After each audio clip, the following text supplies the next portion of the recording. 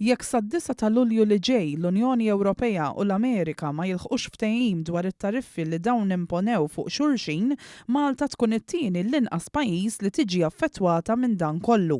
Dan joħroġ minn studju li wettqet il-pjattaforma ta' riċerka finanzjarja bbażata fl-Istati Uniti New Investors Observer.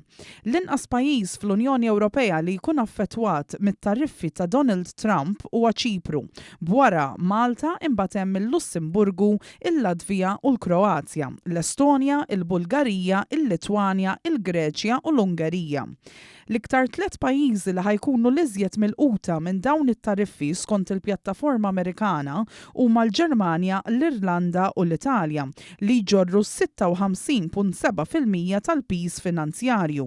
L-10 pajjiżi l-iktar milquta jammontaw flimkien għal iktar minn 89% tal-impatt totali tat-tariffi fuq l-Unjoni Ewropea u flimkien kieku jaffaċċjaw aktar minn $270 biljun fl-ispejjeż tat-tariffi.